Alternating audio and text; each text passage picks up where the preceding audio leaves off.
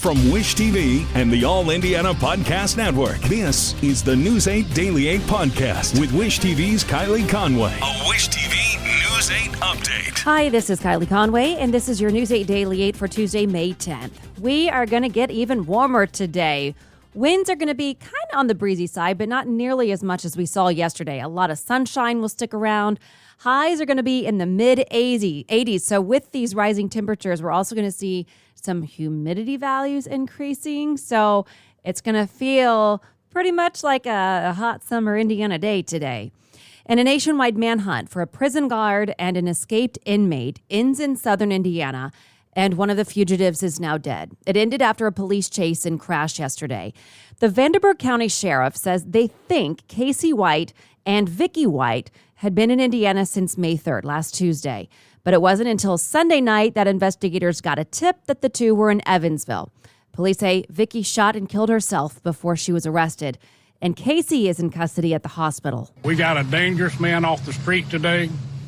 He is never going to see the light of day again. And, that's a good thing for not just our community, but that's a good thing for this country. So prison guard Vicky White and escaped murder suspect and inmate Casey White are not related, but had been on the run from Alabama for almost 2 weeks. There was a $10,000 and a $15,000 reward for their capture.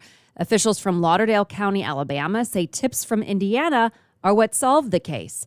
On Monday, the U.S. Marshal's Office shared pictures with News 8. They showed Casey at a car wash in Evansville over the weekend. Police say they found the Ford F-150 abandoned Sunday night at the same car wash. Then at some point yesterday, U.S. Marshals spotted the pair at a hotel in Evansville, then chased them. Police say a U.S. Marshal Task Force member drove into the couple's vehicle, causing a crash. Police say Casey surrendered, but Vicky shot herself and died at the hospital. The Vanderburgh County Sheriff says the chase didn't last long. Very short period of time. From the time we initiate the pursuit until the time it ended was less than a few minutes. Don't know if anything particular drew them to that town, but that's where we got the latest tip, and they were able to get some leads there, and it led to their capture. It's still not clear why the couple were in Evansville, but law enforcement says that once Casey is out of the hospital, officials will extradite him back to Alabama, where he was awaiting trial in a 2015 stabbing death of a woman. As for a timeline, officials say Vicky White helped Casey White escape April 29th.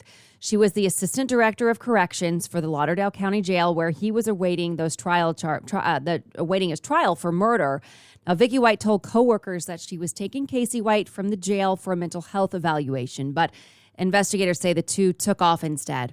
Police say they found their getaway car abandoned in Tennessee late last week. They think the car may have been broken down there. Then, as we've reported, the U.S. Marshal's Office started getting tips about where the pair were and tracked them to Evansville. Gas prices in Indiana and across the country are hitting record highs. Right now, Gas Buddy puts the average in Indiana at $4.34 a gallon. That's a nickel more than the high of $4.26 set 2 months ago. And soaring home prices are affecting people who don't have any interest in buying or selling. Property taxes are rising sharply, with many bills coming in with increases in the thousands. And the jumps are not over. Marion County Assessor Joe O'Connor points out this year's assessment is based on market activity in 2020 and an assessed value of January 1st, 2021. Some homeowners are appealing their assessments. You have until June 15th to do that. And some local businesses are bumping up their hourly wages. They've signed on to a pledge through Employ Indy. It's called the Good Wages Initiative. The goal is to get workers to at least $18 an hour and health care coverage. There are 26 businesses in Marion County participating. By committing to good wages, Employ Indy will promote those businesses. The director of the initiative says that the federal minimum wage is at $7.25 right now, and he says that's not enough money to sustain people living in Marion County. The research we've done shows that $18 an hour is essentially a community wage in which most people in most circumstances earning $18 an hour in a full-time role will be able to meet their needs and also have access to things like economic mobility and career opportunities. There are two ways to get involved with good wages. First is if you already pay your employees at least $18 an hour and provide health care, all you have to do is apply to the initiative. If you don't meet this criteria, you can still apply, and they'll help you create a plan to raise your wages to $18 an hour over a span of 2 years. Daycare workers across the country are going on strike to remind lawmakers that childcare is essential and centers do not have proper funding. This was part of a Day Without Childcare and National Day of Action. Protesters say they're focused on three main things: living wages for childcare providers, an equitable childcare system built on racial justice, and affordable childcare for all families. One woman who runs a local daycare in Indianapolis says unless the government acts, more childcare workers will keep leaving the job each day. Recent protests at Supreme Court justices' homes prompted U.S. senators to quickly and unanimously pass legislation. The newly approved bill expands security for justices' families. The bill still has to be passed by the House before heading to President Biden's desk.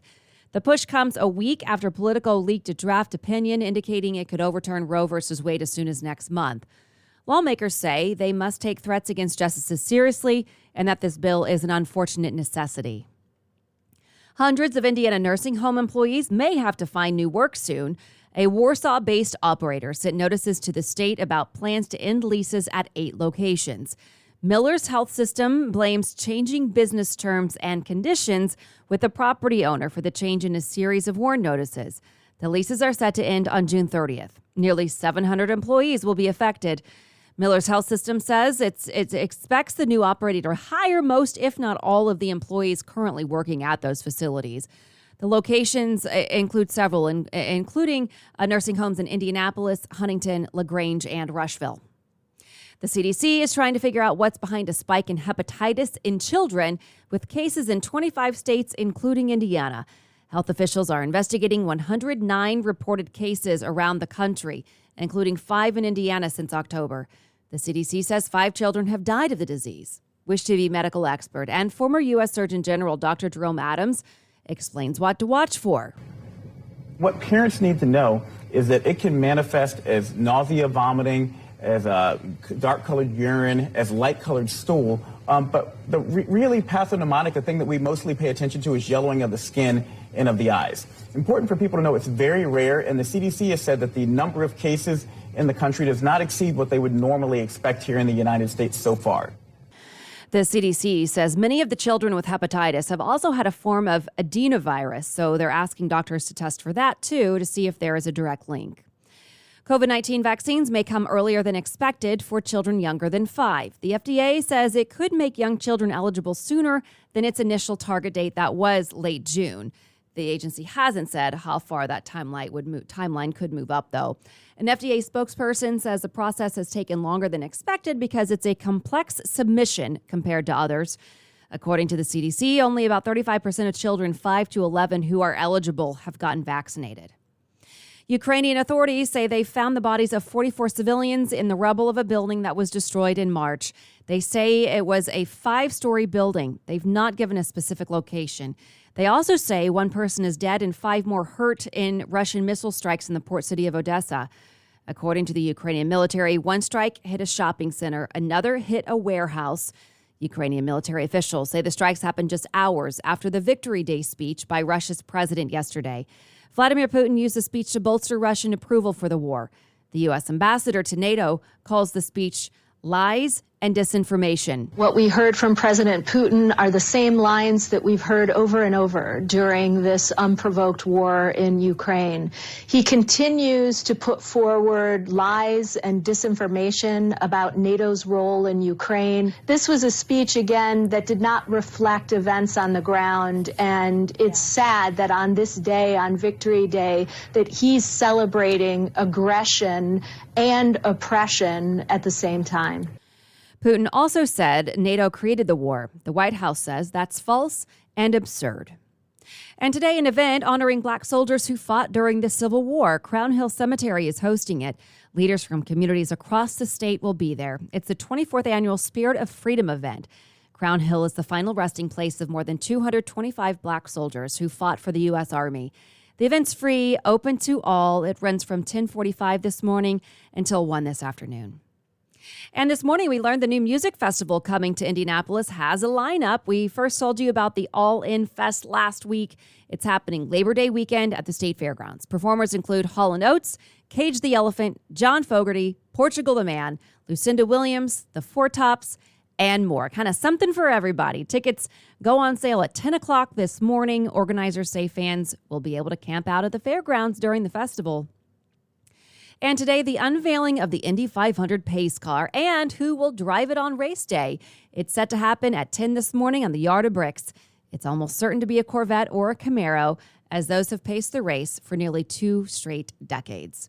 This has been your News 8 Daily 8 for Wish TV. I'm Kylie Conway. Online at wishtv.com and follow us on Facebook when you search Wish TV. This is the News 8 Daily 8 podcast with Wish TV's Kylie Conway. A Wish TV News 8 update on demand. For even more, on demand and on the go. Connect with Wish TV on Facebook at wishtv.com and on the free Wish TV mobile app. Thank you for listening, and be sure to like, subscribe, and follow this podcast for updates every weekday morning on the All Indiana Podcast Network and wherever you get your podcast.